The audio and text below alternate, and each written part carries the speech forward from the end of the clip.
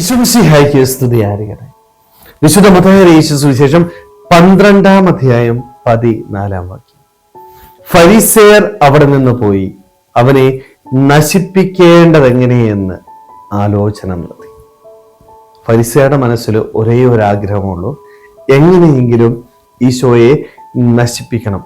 അതിനാണ് ഓരോ കാര്യവും ഈശോ ചെയ്യുമ്പോൾ അവിടെയൊക്കെ കുറ്റം കണ്ടെത്താനായിട്ട് ഈ ഫരിസേയർ പരിശ്രമിക്കുക നമ്മൾ കാണുന്നുണ്ട്, അല്ലേ? സ്നേഹമുള്ളവർ, നമ്മുടെയൊക്കെ ഉള്ളിലും പലപ്പോഴും ഈ ഒരു ചിന്ത കടന്നു വരാണ്. മറ്റുള്ളവരുടെ നാശം കാണാനായിട്ട് ആഗ്രഹിക്കുന്ന വ്യക്തികളായിട്ട് മാറുന്നത്. പലപ്പോഴും നമ്മുടെയൊക്കെ പ്രവൃത്തികളിൽ ഇത് കൂടുന്നുണ്ട്. എന്തുകൊണ്ടാണ് മറ്റുള്ളവരുടെ നാശം കാണാനായിട്ട് കാരണം എന്നേക്കാൾ ഉയർന്ന് മറ്റൊരാൾ വരരുത്, എന്നേക്കാൾ സാമ്പത്തികമായിട്ട് അവൻ ഉയരുമ്പോൾ, അവന്റെ ജീവിതത്തില് നന്മകൾ ഉണ്ടാകുമ്പോൾ എനിക്കൊരിക്കലും അത് അംഗീകരിക്കാനായിട്ട് സാധിക്കുന്നില്ല. പിന്നെ എന്റെ ജീവിതത്തിന്റെ ലക്ഷ്യം എന്ന് പറയുന്നത് അവന്റെ നാശമാണ്. അവന്റെ നാശത്തിന് വേണ്ടി നീ പരിശ്രമിക്കുമ്പോൾ സ്നേഹമുള്ളവരെ ഒന്നോർക്കുക, നീ എത്രമാത്രം അവന്റെ നാശത്തിനായിട്ട് പരിശ്രമിക്കുന്നു അത്രമാത്രം നിന്റെ ജീവിതം നശിച്ചു പോകും. കൃത്യമായിട്ട് ഈശോ പറയുന്നുണ്ട്, അല്ലെ? നീ മറ്റുള്ളവരുടെ നന്മയ്ക്കായിട്ട് പെരുമാറണം.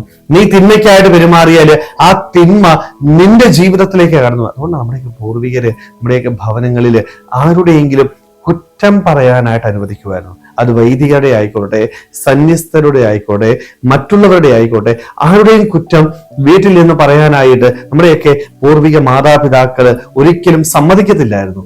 കാരണം എന്താ? തിന്മ പറയുമ്പോഴൊന്ന് ഓർത്തോണം, തിന്മയുടെ അന്തരീക്ഷം എൻ്റെ കുടുംബത്തിലുണ്ടെങ്കിൽ ഒരു നെഗറ്റീവ് എനർജിയാ, പോസിറ്റീവ് അല്ല, നെഗറ്റീവ് എനർജിയാ. അവിടെ നിന്ന് എൻ്റെ കുടുംബത്തിന്റെ നാശം ആരംഭിക്കാനായിട്ട് നമ്മൾ ഒരിക്കലും നോക്കേണ്ടത് മറ്റുള്ളവരുടെ ജീവിതമല്ല, അവരുടെ ജീവിതത്തിലെ കുറവുകൾ നോക്കാനായിട്ടോ ആ കുറവുകൾ കണ്ടെത്തി പരിഹരിക്കാനായിട്ടോ പരിശ്രമിക്കേണ്ട വ്യക്തികളല്ല നമ്മൾ എപ്പോഴും നോക്കേണ്ടത് നമ്മുടെ ജീവിതത്തിലേക്കാണ്. നമ്മുടെ ജീവിതത്തിലെ കുറവുകളും പോരായ്മകളും കണ്ടെത്തി പരിഹരിക്കാനായിട്ട് പറ്റണം. അവന്റെ ജീവിതത്തിലേക്ക് നോക്കേണ്ടത് എന്താ?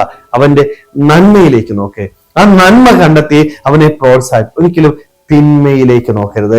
മറ്റുള്ളവരുടെ നാശം ആഗ്രഹിക്കുന്ന വ്യക്തികളായിട്ട് നമ്മൾ മാറരുത്. അങ്ങനെയുള്ള ഒരാഗ്രഹം നമ്മുടെ ഉള്ളിലുണ്ടെങ്കിൽ ഒന്ന് മനസ്സിലാക്കുക, അത് എന്റെ നാശത്തിനാണ് എന്ന് തിരിച്ചറിയുക. അതുകൊണ്ട് ആരെയും മാറ്റി നിർത്താതെ എല്ലാവരെയും പ്രോത്സാഹിപ്പിക്കുക. നന്മ ചെയ്യുന്നത് കാണുമ്പോൾ അവരെ കുറ്റം പറയുകയല്ല, മറിച്ച് അവരെ പ്രോത്സാഹിപ്പിക്കണം.